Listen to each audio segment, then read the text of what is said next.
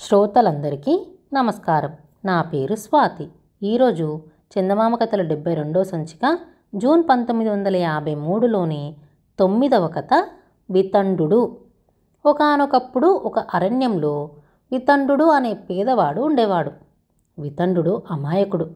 అతను తన రెక్కల కష్టం మీదనే గంపెడు సంసారాన్ని ఈదుకు రావలసి ఉండేది. చీకటితోనే లేచి గొడ్డలి భుజాన వేసుకొని పోయి అడవిలో కట్టెలు కొట్టి తేవడం, ఆ తెచ్చిన మోపు ఊరిలో అమ్ముకొని కాలక్షేపం చేయటం, ఇది అతని నిత్యకృత్యం.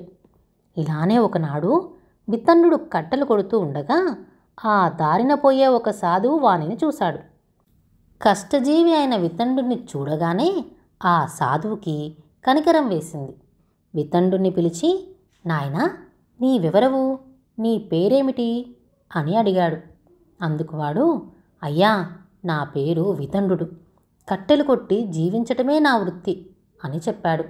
సాధువు నవ్వుతూ, వితండుడా, వితండుడు, బేష్, బాగుంది పేరు అని కొంచెంసేపు ఆలోచించాడు. కుశల ప్రశ్నలైన తర్వాత, నాయనా, లోకమే మరచి సంసారం కోసమని ఇంత తాపత్రయపడుతున్నావే, నీ మనసులో ఎన్నడైనా దేవుని గురించి ఆలోచిస్తూ ఉంటావా అని ప్రశ్నించాడు. దేవుడా? ఎవరాయనా?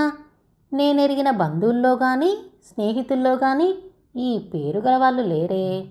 అయినా గంపెడు సంసారంతో సతమతమయ్యే నాకు వాళ్ళని గురించి వీళ్ళని గురించి ఆలోచించే తీరిక ఎక్కడ స్వామి అని బదులు చెప్పాడు. ఈ జవాబు వినేసరికి వితండుడి మీద సాధువుకు ఆశ్చర్యం వేసింది, కోపము వచ్చింది. అయినా తటపటాయించి, అబ్బాయి, నీవు దేవుడి పేరే వినలేదా? వింతగా ఉన్నదే. నిన్ను నన్ను ఈ చెట్లు గట్లు పుట్టల్ని, ఆ దూరాన కనబడే కొండలను సముద్రాలను, మన కంటికి కనిపించే సమస్తమైన వస్తుజాలాన్ని సృష్టించిన ఆ మహానుభావుని పేరే వినలేదా? హహహహ అంటూ పకపక నవ్వాడు. ఇలా మాట్లాడి సాధువు నవ్వేసరికి వితందుడికి తనేదో గొప్ప నేరం చేసినట్టు అనిపించింది. కాళ్ళ మీద పడి ధర్మోపాయం సెలవీయమని ప్రాధేయపడ్డాడు. అప్పుడు సాధువు వితండుణ్ణి లేవదీసి, నాయనా, మానవ జన్మ ఎత్తినందుకు మోక్షం పొందటమే సార్థకం. మోక్షం పొందాలంటే తపస్సు చేయాలి. అలా చేయకపోతే మనం మరణించిన తర్వాత మళ్ళీ ఏ కుక్కగానో కాకిగానో పుట్టవలసి వస్తుంది సుమా అని అనేక విధాల బోధ చేశాడు. వితండుడు కాళ్ళ వేళ్ళపడ్డాడు. ఈ దేవుడి గొడవ జ్వరబడి అతని హృదయంలో నానా చికాకు కలగసాగింది. సాధువు ముమ్మారు దీవించి తన దారిన వెళ్ళిపోయాడు. వితండుడు కట్టెల మోపు నెత్తిన పెట్టుకుని బరువెక్కిన హృదయంతో కాళ్ళు ఈడ్చుకుంటూ గ్రామానికి బయలుదేరాడు. ఆ రోజున కట్టెల అమ్మగా వచ్చిన డబ్బులు భార్య చేతిలో పెట్టి వితండుడు దైవ ధ్యానంలో మునిగిపోయాడు. భర్తలో వచ్చిన ఈ మార్పు చూసి వితండుడి భార్య మొదట్లో ఆశ్చర్యపడింది. కానీ మరునాటి ఉదయం అడవికి పోకుండా దైవ ప్రార్థనలోనే మునిగి ఉన్న అతన్ని చూసేసరికి విపరీతమైన కోపం వచ్చింది ఆమెకు. వేలైంది, గొడ్డలు భుజాన వేసుకొని అడవికి పోవేం అన్నది ఆమె. ఊహు, పోను, నా ఆత్మగతి ఏం కావాలి, నేను అడవికి పోతే దేవుడి సంగతి ఏమిటి అని గద్దిస్తూ అర్థమయ్యి కాని సాధువు మాటలను ఏకరువు పెట్టాడు. అతని భార్య అప్పటికి ఊరుకుంది. 1-2 రోజులు గడిచాయి. కానీ వితండుడు కాలమంతా దైవ ప్రార్థనలోనే గడపసాగాడు. ఇంట్లో చిట్టడు గింజలు కూడా లేవు. పిల్లలు ఆకలితో అటమటించిపోతున్నారు. భర్త ధోరణిక ఏమాత్రం సహించలేక వితండుడి భార్య తిట్ల పారాయణం ప్రారంభించింది. ఛీ అనుకున్నాడు వితండుడు. దైవ ప్రార్థనకైనా అవకాశం లేని ఈ పాడుకొంపలో ఉండటం ఎందుకు అని ప్రశ్నించుకున్నాడు. విరక్తి చెంది సరాసరి కొండలకేసి బయలుదేరాడు. అక్కడికి దగ్గరలోనే మంత్రపర్వతాలు అనే పెద్ద కొండల వరుస ఉన్నది. రాత్రిళ్లే కాదు, పట్టపగలు సైతం ఆ కొండల మీదకి ఎవ్వరూ వెళ్ళరు. అక్కడ పిశాచులో గంధర్వులో మసలుతున్నట్టు లోకులు చెప్పుకునేవారు. దైవ ప్రార్థనలో మైమరిచి ఉన్న వితండుడు సరాసరి ఆ మంత్ర పర్వతాల మీదకే వెళ్ళిపోగలిగాడు. దట్టంగా ఉన్న చెట్ల మీద చిక్కగా అల్లుకుపోయిన కొండ తీగలతో చల్లగా చీకటిగా ఉన్న ఒక ప్రదేశంలో కూర్చున్నాడు.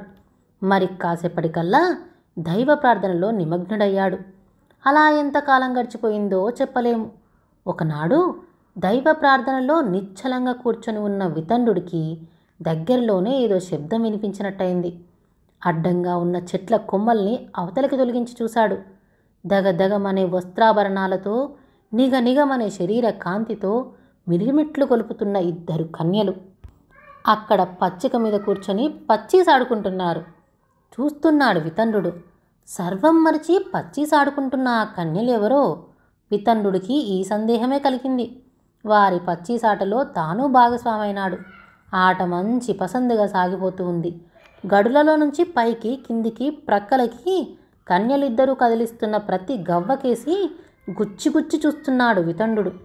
హఠాత్తుగా ఒక ఆమె పొరపాటుగా గవ్వను పైకి కదిలించబోయింది. ఆ ఎత్తుగడ తప్పు అని వితండుడికి తెలుసు. అమ్మాయి, ఆ ఎత్తుగడ తప్పు, ఆ గవ్వను కదిలించకు అనేశాడు అప్రయత్నంగా వితండుడు. కన్యలిద్దరూ భయకంపితులై వితండుడికేసి చూశారు. మరుక్షణాన్నే లేలుగా మారి చెంగున ఎగురుతూ పారిపోయారు. ఆ దృశ్యం చూసేసరికి వితండుడికి కలలో నుంచి మేల్కున్నట్టు అనిపించింది.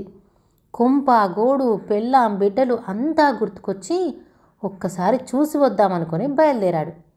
కాసేపటికల్లా కొండ దిగువకు వచ్చేశాడు. దాహమైంది. అక్కడ చిన్న కొలను దగ్గరికి వెళ్ళి దాహం తీర్చుకునేందుకు నీళ్ల కోసం కిందికి వంగేసరికి నీటిలో ఒక వృద్ధుని స్వరూపం కనిపించింది. వితండుడికి భయం పుట్టింది. అంతా మాయ, అసలు ఈ పర్వతాలే మాయ అనుకున్నాడు వితండుడు. అతను దాహం తీర్చుకొని తన ఇల్లు ఉండే చోటికి వచ్చాడు. కానీ అక్కడ తన ఇంటి ఆనవాలే కనబడలేదు. సంసారం ఏమైందా అని ఆలోచనలో పడ్డాడు వితండుడు. అంతలో నీలాటి రేవు నుండి కడవ భుజాన వేసుకొని పోతున్న ఒక స్త్రీ అతడికి ఎదురు వచ్చింది. అమ్మా, ఇక్కడ వితండుడు అనే ఒక కట్టెలవాడి భార్య బిడ్డలు ఉండేవారు కదా, ఆ సంగతి నీకేమైనా తెలుసా అని అడిగాడు. ఆ స్త్రీ వితండుడికేసి అతి ఆశ్చర్యంగా చూసింది. తర్వాత పకపక నవ్వుతూ, నాయనా, ఈ ప్రాంతంలో 3 తరాల క్రిందట వితండుడు అనే కట్టెలవాడు భార్యాపిల్లలతో ఉండేవాడని, సంసారమందు విరక్తి కలిగి మంత్రపర్వతాల మీదకి పోయాడని మా ముత్తవ్వ చెబుతూ ఉండేది. అంతకన్నా నాకేమీ తెలియదు అని అన్నది. ఆ మాటలతో వితండుడికి అంతా అర్థమైపోయింది. ఒకసారి శరీరం కేసి చూసుకున్నాడు. ముడతలు పడి ఉంది. మోకాళ్ళ వరకు తగులుతూ ఉంది తెల్లటి గడ్డం. ఆనాడు కొలంలో కనబడిన ఆ వృద్ధుని ప్రతిబింబానికి తన స్వరూపానికి తేడా ఏమీ లేదు. శరీరంలో పటుత్వం సడలింది. ఆయాసపడుతూ ఒక చెట్టు మొదట కూలపడ్డాడు. అతనికేసి జాలిగా చూసిన ఆ స్త్రీ అక్కడి నుండి వెళ్ళిపోబోతున్నది. ఆగమని సంజ్ఞ చేశాడు వితండుడు. ఆమె ఆగింది. అప్పుడతను, నా మాట ఒక్కటి ఉంది. ఈ మాటను మీ గ్రామంలోనే కాదు, వీలైన చోటల్లా వ్యాప్తి చేయాలి అని అన్నాడు. ఏమిటది అని అడిగింది ఆ స్త్రీ వింతగా చూస్తూ. అందుకు వితండుడు, దైవ ప్రార్థనలో మునిగి భార్యాబిడ్డల్ని సంసారాన్ని మరిచిపోకూడదు. ఇది మహా పాపం. ఇలాంటి వాళ్ళు రాబోయే జన్మలో కుక్కలుగానో కాకులుగానో పుట్టి తీరుతారు. ఇదే నా మాట అని చెప్పి ఆ చెట్టు మొదటనే ప్రాణం విడిచాడు. కాసేపటికల్లా గ్రామ ప్రజలు తండోపతండాలుగా వచ్చి వితంతుడి వింత చరిత్ర అంతా తెలుసుకోసాగారు. ఈ కథ రాసిన వారు ని రామకృష్ణ. ఇలాంటి మరెన్నో కథలు వినాలంటే ఈ ఛానల్ని సబ్స్క్రైబ్ చేసుకోండి.